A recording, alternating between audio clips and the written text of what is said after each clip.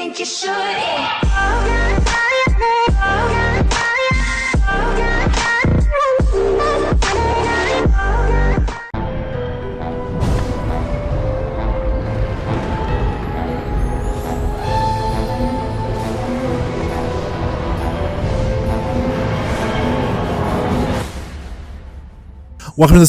Welcome back rather to this week's episode of Whoscussion. We're going to be covering, of course, Orbis, Hot House, and Late Night Shopping. They're all three Lucy Miller and Eighth Doctor stories.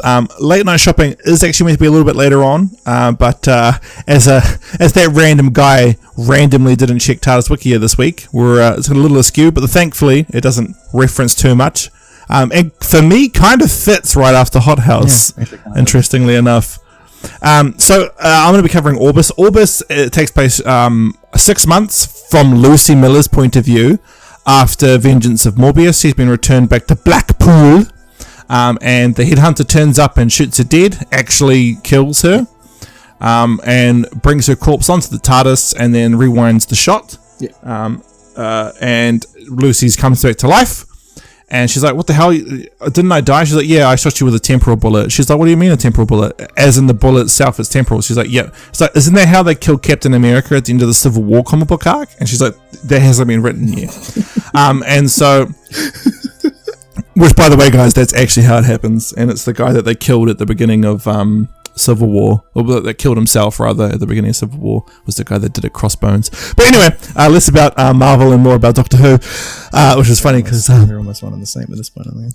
Yeah, yes they are. So Lucy is the headhunter's like, the TARDIS is leaking time waste, and Lucy's like, oh no, what does that mean? She's like, the TARDIS is going to destroy everything because the Doctor's not with it. And Lucy's like, oh, let's go save him. And then we go to the Doctor, and the Doctor has spent the last 600 years, from his point of view, because it has been 600 years for him, living on planet Orbis.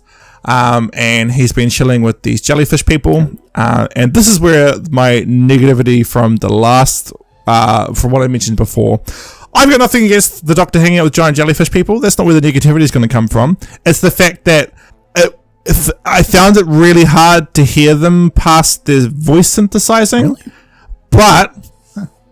But I think that was probably just a me thing. So that's all the negative things I was going to say. It's gone. Wow. It's over. You're building that's it. Yeah, no way. Sorry, I felt like I needed to throw some dirt on Big Finish because we've been stomping on Moffat and Russell. There it is. That's that. So I re-listened to it last night and I was like, oh, I can actually understand these people. So I feel like it might have been just the headset that I use at work. I mean, at home when I'm listening to it. Absolutely. That might have been the problem. But the Doctor has been helping out these people. He's helped stop this. So they're called the... They are called... It doesn't say. They are called the something... Yeah, they have a... They're called the Keltons. They're the Keltons. That's the one, yes. They're the Keltons, and they refer to the Doctor as Old Doctor. And he's like, I'm not really that old. And I'm like, Doctor, for them, you've been around for 600 years. You've been around for more generations than they know. Yeah. You are like an elf to them. Yeah, exactly. And he's like, I'm not old, to my people. And they're like, well, you're old to our people because you're 600 years old. I love how and he's like, later on he does talk about his age and all that, and he's like, well, to some celestial bodies, I'm only 2. Yeah.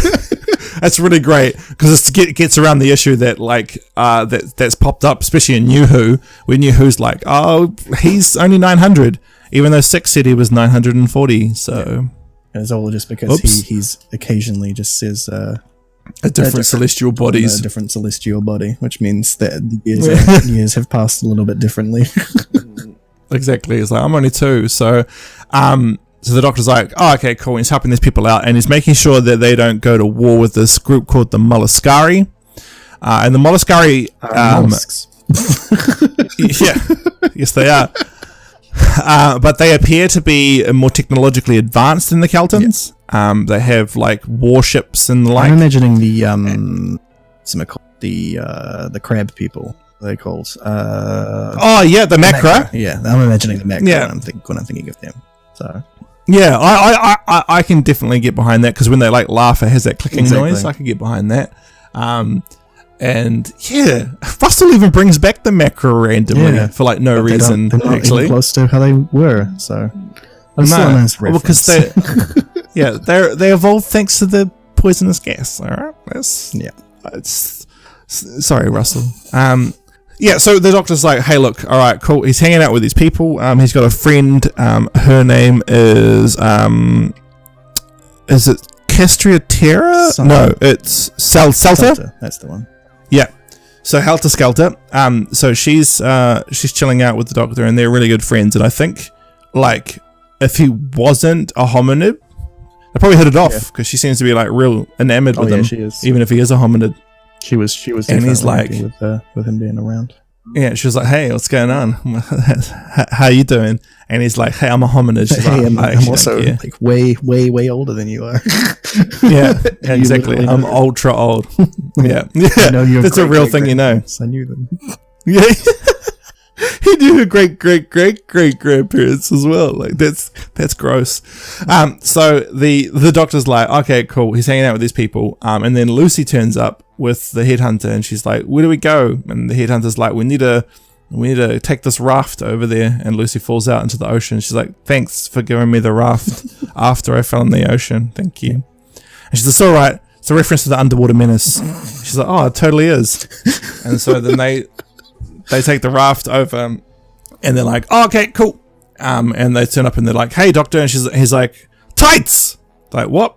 So yeah, tights. But they got caught in a storm, and she gets separated from the headhunter, and she ends up washing up on the beach where Salter is like, I found another hominid, old doctor. And he's like, you did? Oh my god, tights. So he takes her tights have come off in the storm, I suppose. She removed them because they were soaked full of salt water. Oh, right, yeah.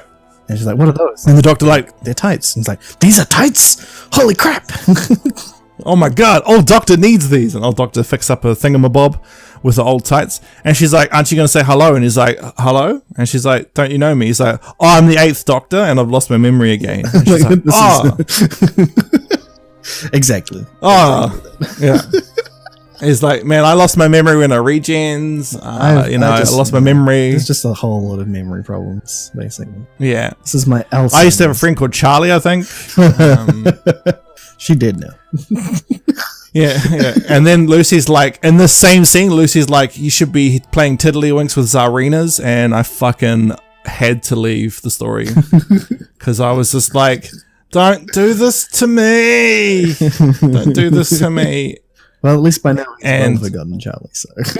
Yeah, it's been hundreds of years since Charlie Pollard for him. Charlotte Pollard. Play. So Charlie took on the toy maker and won. That's my favorite. So he's like, oh, I don't remember you. And she's like, why? And he's like, oh, some stuff happened with this thing, and it was the stellar manipulator that messed with his mind and being transferred by the Sisterhood of Khan, who teleported him away just so they could get rid of Morbius' thingamabob. They're like, we can't be bothered, let's just get rid of them using the psychic powers, and they all do. And the doctor's like, cool, all right, cool bananas, cool beans, cool celery. Yeah. And she's like, cool, all right, awesome. And she's pretty miffed that he can't remember her. And I'm like, to be fair, for him it's been 600 years, which he's told you. Yeah. And he's the doctor. So he's like, yeah, and he's the 8th doctor. And she's like, oh, okay, whatevs. And so the headhunter turns up, and she's all like, hey, you need to turn off this thing, or we're going to kill all the Keltons. And I'm a friend with the Molluscari, and the Molluscari leader who can change gender at will. Not at will, but it does take a long period of time. But it's like guppies do that. Not guppies, clownfish. Yeah. Clownfish do that. They can change their gender. This is more like this is like a genetic thing that she's done to herself. Like. Oh right. Yeah, because it seems like it wasn't working at first. Yeah, because she says, my female organs are now working. And I love that the populace lose their cool. They're like, yeah! Whoa! Everybody's like raving. Boom, boom, boom, boom. He's a woman now. This is hype. throwing like mad drum beats in there. Yeah. Got a couple of drum solos. The bongo song comes out. Boom, boom, boom, boom. It's like the final light of Zion sort of deal. Yeah. Yeah. There will be machines. So they're having a hype as party. They turn up and they're like, I've become a woman. The doctor's like, oh, you're a woman now. Yes. The doctor's like, cool. All right, that's awesome. But they also, go away. Legitimately also basically says, you look sort of bad for a woman as well. He's like, it is great. She is evil, so it's okay. And she's like, well, I'm ultra evil and I'm gonna kill these people. And he's like, hey, go away. I got my sonic screwdriver. I'm gonna rattle your cages, literally. Yeah. And then Salta takes the sonic screwdriver and the doctor and Lucy are like, hey, I don't like you. Humans are stupid. And she's like, I know we're stupid, but you like saving us. He's like, do I? You guys kind of suck. You kill yourself. You're really not cool to your own planet. Yeah. And why do I care? And she's like, please just care. And he's like, no, I'm going to live here. I'll take you home and I'll just live here in Orbis. And she's like, oh. Yeah. Oh, well, I was kind of hoping you wouldn't say that. It's like, no, well, I did. So I'm soz. And he's like, sweet, let's go. Molluscari and all that. But then Salta's like, hey. And then Salta kills the Molluscari leader's secretary. And it's like, I'll kill you too. Yeah. If this isn't what the deal was. And the doctor turns up. He's like, what was the deal? And she's all like, oh, I legit knew they were going to invade. And I was hoping that she'd like spare some people if I helped her out with it. And Doc's like, cool, that's great. Thanks, Salta. I now instantly don't like you. And she's like, can you still like me? He's like, no, because I loved living here and you've totally ruined that for me. So thanks. And she's like, oh, I'm real soz, my yo. And then the headhunter's like, can you turn off the stellar manipulator? And he's like, I know you. You're bad. I'm starting to remember stuff now.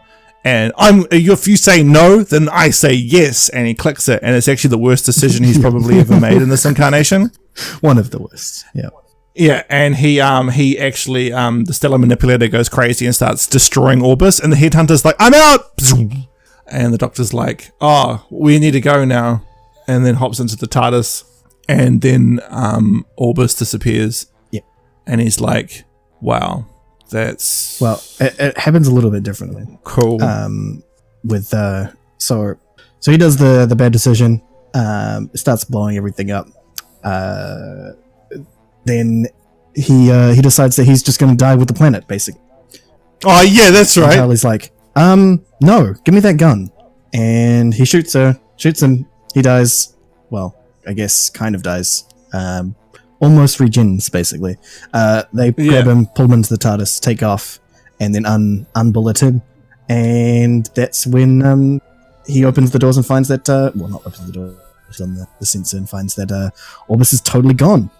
Totally destroyed by the stellar manipulator. Yeah. And he's like, I wanted to die with the planet. And she's like, the universe needs you. That's really selfish. He's like, I don't care. Yeah. I spent 600 years of my actual life with those people. Yeah. You should have given me that. And she's like, I'm sorry, I was really selfish. And the headhunter's like, I'm out. Yeah, and she and the doctor, and she's like, so Blackpool? And he's like, well, I've got nothing else to do. And it's just like, oh wow, 8 really had just had enough. He really had. And he was like, I'm keen for it to just be over. And she's like, ruins that for him. And I felt bad for him, man, because like he just really, really wanted it to be all over. Yeah, but that's only because he lost all of his memories and had been there for that many years. He'll get over it. Yeah, he'll get over it. Maybe this could explain why he doesn't know what the roundels do. Yeah, maybe. That 8 lost his memory so many guys don't remember anymore. Yeah. Wow. Fixing the 50th even now. Yeah. Sweet. Well done, guys. You fixed the 50th. It's done. He's like, oh, I forgot what the roundels do. Of course, there's a Ninth Doctor comic where the Ninth Doctor fixes a roundel. And I'm like, well, comics aren't necessarily canon, so... yeah. It's great. And so, anything you want to talk about Orbis before we move on to Hothouse? Not really. It was interesting. It was. I like the fact that that the Doctor didn't like suddenly just come round to Lucy as soon as she showed up. You know, like that he actually like. Yeah. It was not like totally inferred that he lost all of his memories because he still had a lot of. He knew that he was the Doctor. He knew that he had the TARDIS and all that other stuff. It was mainly just like it kind of seemed more like over 600 years it just all sort of blended together instead of it actually being lost memories. But then, you know, they went in to say that he actually did lose his memories due to the stellar manipulator and all that stuff. But yeah, I like the idea that he basically, like, after 600 years of living, he just sort of had all that stuff blend together, where all the hominids that he's known as well all blended together as well, to the point where initially he was calling Lucy just other L names, and that like blended into other names of other companions he's had as well. It's just it's perfect. It's good. It was really good. That means he's pushed Charlie out of his mind. Absolutely.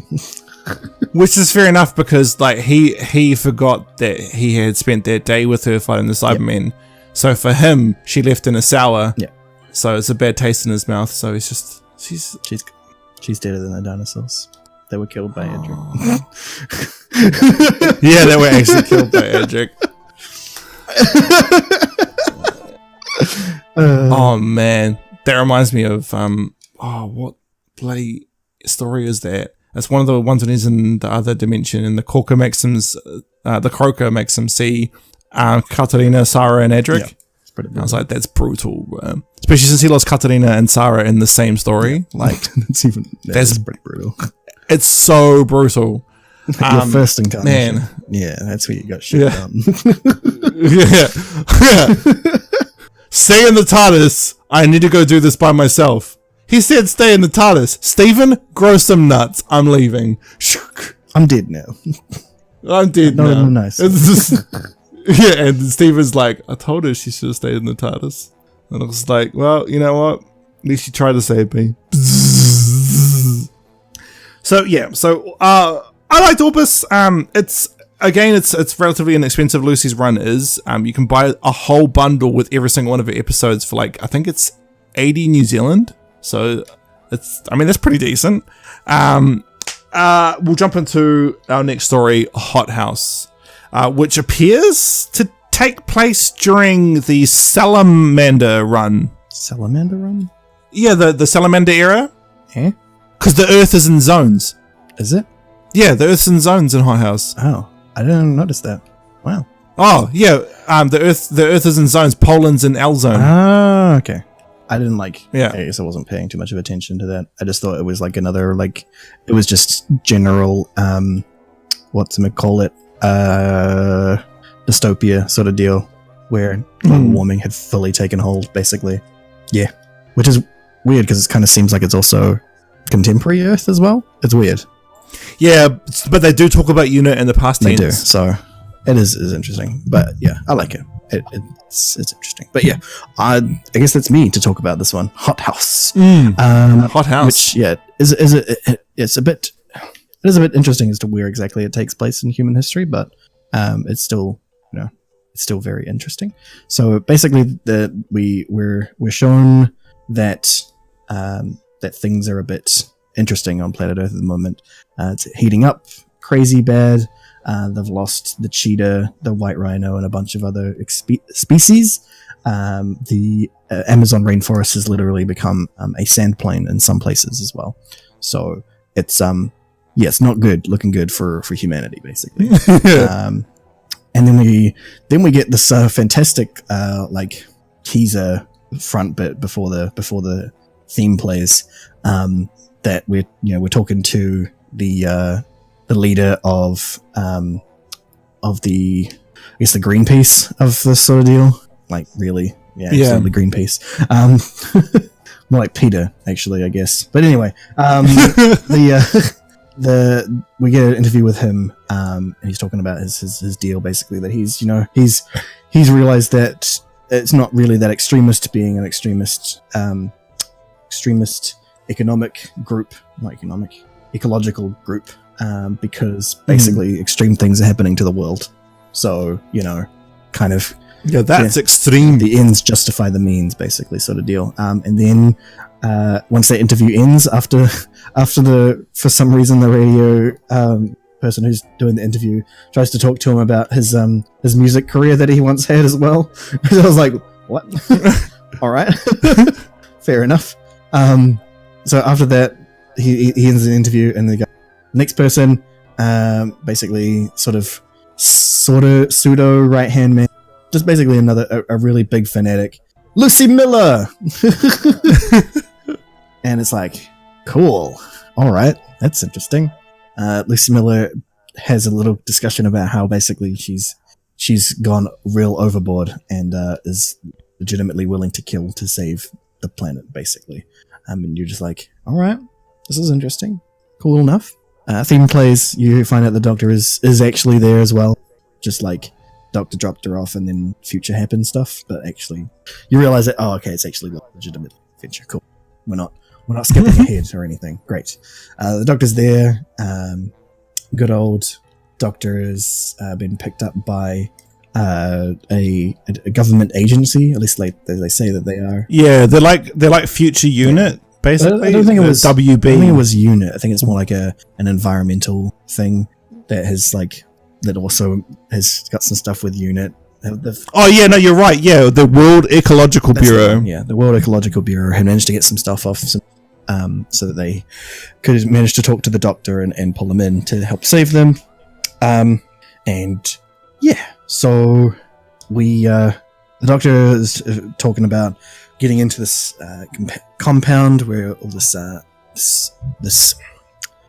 where this activist group is set up shop, and basically has got a bunch of stuff going on in there. They want to try and figure out what the deal is with them because they are apparently dangerous. At least that's what he's being told, and he accepts the fact because this guy is pretty extreme. He's like getting into politics as well. Like he's actually running for being the president of England, I guess.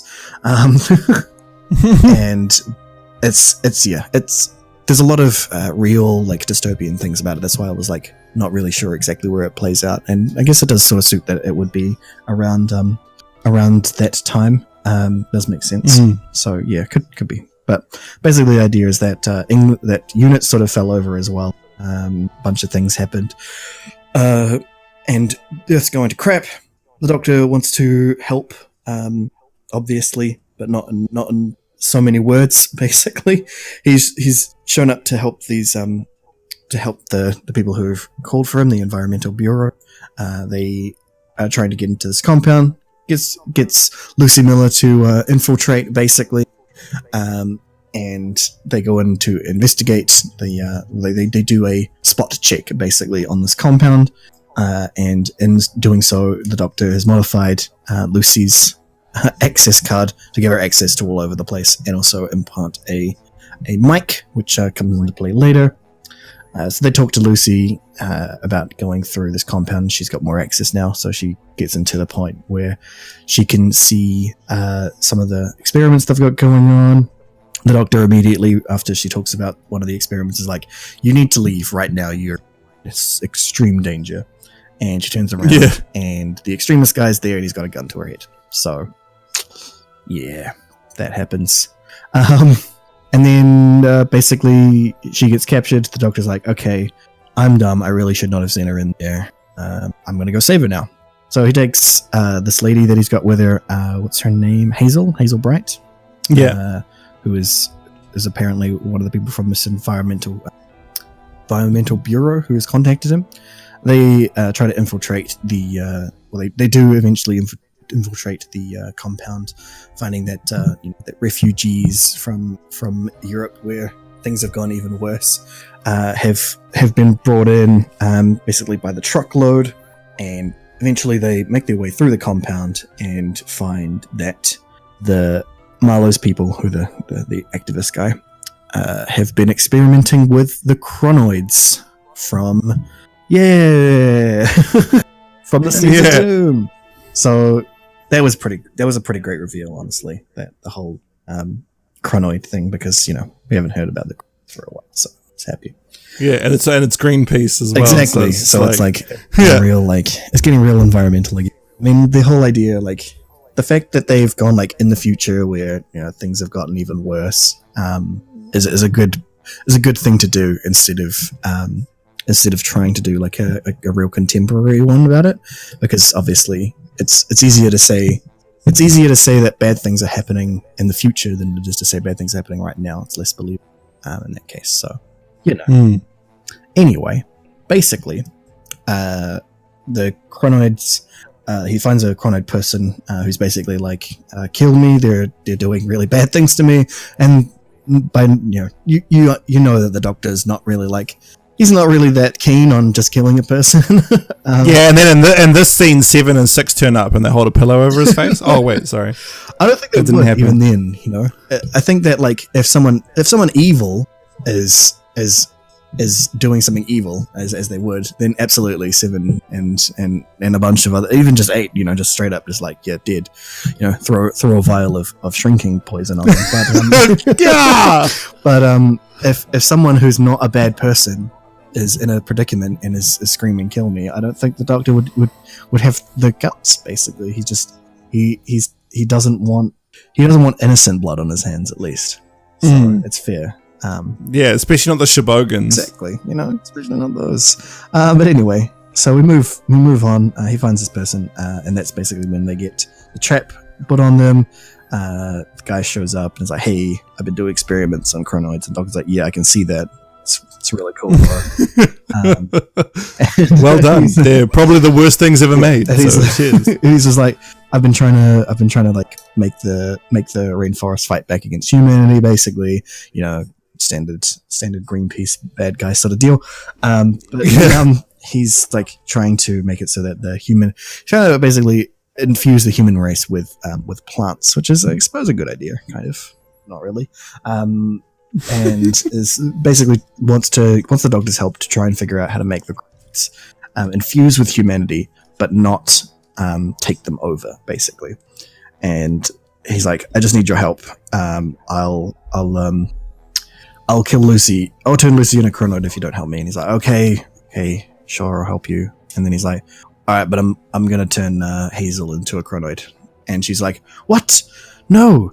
This is not the deal." What? No, not the chronoid. Exactly. This is not the deal, because it turns out that she was actually working with him the whole time and had brought the Doctor in, but she didn't know that he was doing stuff with the chronoids, and didn't know that he was gonna turn her into a chronoid. Obviously, turns her into a chronoid and says, "I'm gonna put Lucy in the same room as her because that'll help you along." Basically. The Doctor... Yeah, in the cell, she then looks at the fine print and it says, "might turn you into a chronoid." And she's like, "Oh, why did I sign this contract?" Exactly. But anyway, so the Doctor goes off with and basically says, this isn't going to happen. Humans are just not strong enough, basically, after the whole 600 years of not being around them. He's basically like, humans... Yeah, he's so adamant. He's so adamant. He just does not care. And so he's just like, it's not going to happen. But... Meanwhile, Lucy, who's still got faith in humanity, basically says to Hazel while she's turning, "Is you got to try and fight it. You got to try and stay human. I believe in you."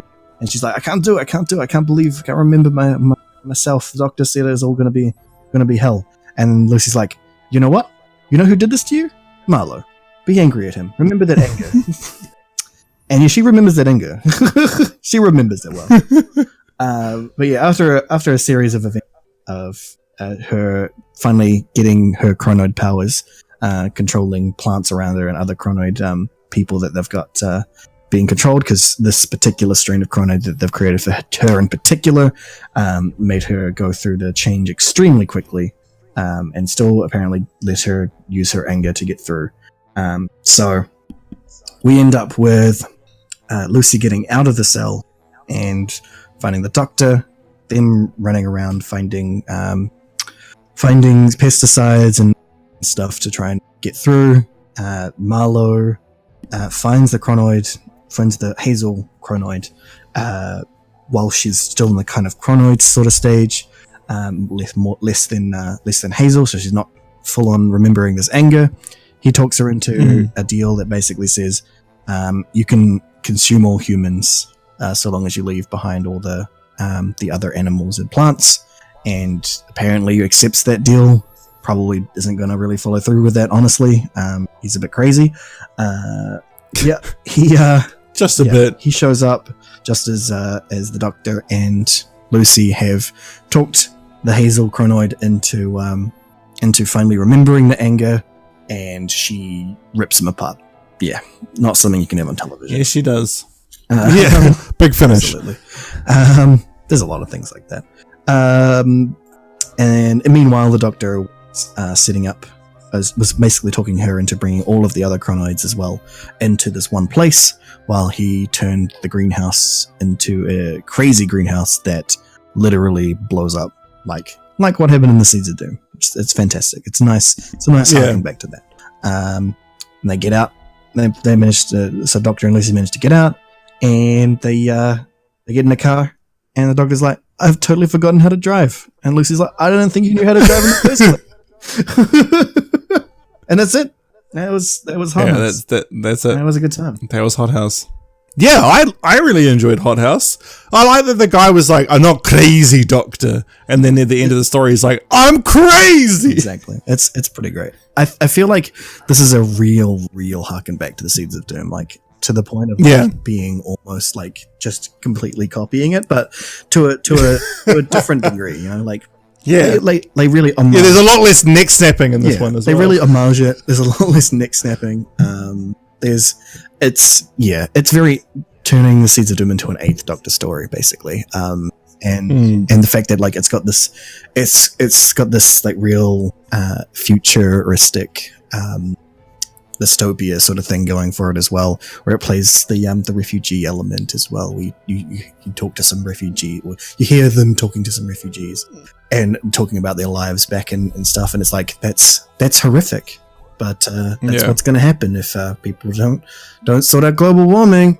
Hey, but remember that time Donald Trump told us it wasn't real? Absolutely, and so I believe him. totally. Leave him over the Doctor any day, surely. Far out, bro. Because I mean, the Doctor's fiction, and he's a real person. So you know, a real person. I don't believe he's a real person. So yeah, I enjoyed the story. I think that it definitely is a harken back. The villain acts in a way similar to the gentleman from, except he's a lot less attracted to plants than the guy from Seeds of Doom was. Exactly. Because that guy was attracted to plants. Yeah. And like I could understand him if the plant looked like maybe Poison Ivy, not the actual plant, but the DC comic book character. Absolutely. But it didn't. It looked like a plant. So I mean, you know, to each their own. But no. So so a lot less of that, a lot less neck snapping. And I think it's a good story. I would suggest it. I like that the Doctor is like picking up bits of his memory again. He's like, "Oh, hey, why did I forget Lucy Miller? She was actually pretty cool." Yeah. And she's like, "I'm still alive," and he's like, "That's good." And the guy's like, "I haven't explained why I didn't kill Lucy," and it's like, "Don't worry, it's because this person's a traitor, and that's why." Okay, cool. Exactly. That's why that's happened. So yeah, I think it's a good story. I definitely suggest Orbis, and these are the first two stories of this current run. But things are about to get so real. Oh. They're about to get so real, and it's going to be fantastic. Well, I'm going to take us into our last story for the night. This again is meant to be later on in the Eighth Doctor's timeline, but I think it takes place. For me, it could take place straight after Hot House. And it's the Doctor meets this woman. Her name is Miriam. The story is told from Miriam's point of view. Mm-hmm. She's thinking about this fella who could have looked a lot sexier in her opinion. And then she sees the Doctor and she's like, OMG. And the Eighth Doctor's like, "Hi, I look like Paul McGann." And she's like, yes, you do. And she's like, hey, how can I help? And Lucy's with him. And they're in a grocery store shopping, and he's like, "If you don't give me those tomatoes, it's the end of the universe as we know it." Jesus, like, I'll listen to a single. Yeah, she's like, "I believe you," and then gives it to him, and he's like, "Thanks." And then him and Lucy, they start making a little cooking set, and they cook the tomatoes right there in the store. Yeah, right there in the store. And the security guard comes over and he's like, "You can't cook it here." And he's like, "Don't worry, man. When I finish this, we'll go." And he's like, "No, you can't just have an open flame in the shop right now." He's like, "Shh, I'm cooking my tomatoes." And he's like. And then he's like to Lucy, "Lucy, did you bring the olive oil?" And she's like, "Oh, what will that do? Will it stop it?" And he goes, Nah, it's just will make it really yum." And so and the vinegar. He's having this red wine vinegar. He has a good time. He has a good time. And then he says, and then him and Lucy are talking about the fact that these tomatoes actually could mean the doom because they just finished stopping the outbreak of greenery somewhere else. And the doctor's like, yep. And I'm like, why doesn't this take place straight after Hot House? But it doesn't. And the doctor's like, has this feed. And then he's like, oh my God, my Time Lord genes. They're able to pull back the universe destroying stuff, but all the energy is going to go into a single strand of my hair. Yeah. Lucy, where are the scissors? And she's like, I don't grab scissors. He's like, it's on the shopping list. And she's like, well, I don't have them. And then Miriam pulls them out. And then she cuts off the little piece of his hair, and he's like, "Thank you, you've just saved the universe." Yeah, you've just saved the universe. And she's like, "I did." He's like, "Yep, you did." And then the security guard and the manager turn up, and they have a go at the doctor. He's like, "Nah, it's all good." And then the doctor and Lucy leave. It is. I know I've become a broken record with this line, but this is the most day in the life short trip I think we've ever had, because he went to the grocery shop and cook some tomatoes, because they were and that's the story. That if they would turn into a giant green, so he decided to eat him himself because he can do cool stuff with his Time Lord genetics. That's pretty great, right? Pretty great. It's so great.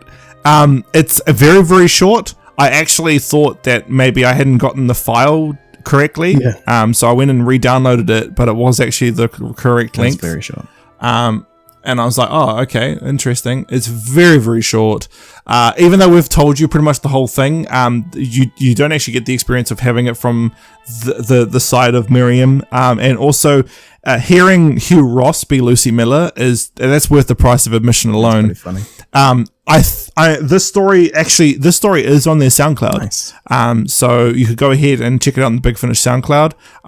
And that's us for this week. So, anything you want to say before we head off? Honestly, late night shopping was very interesting. I heavily enjoyed it.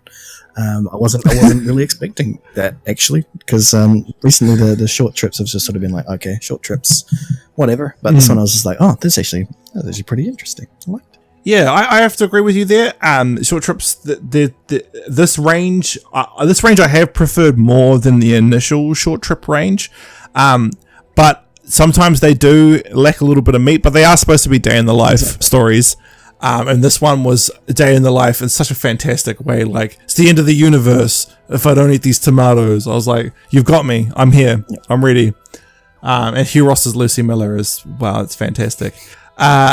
When we do run out of single short trips, we will be moving the format to 1/8 Doctor story in a monthly. And that's going to be really, really good.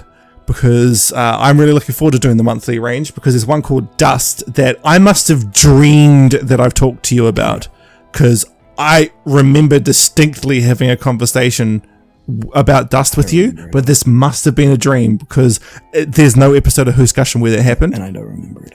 Yeah, so I can't wait to talk to you about that, because Dust for me is Sleep No More, but really good. Wow. And we'll catch you guys next week.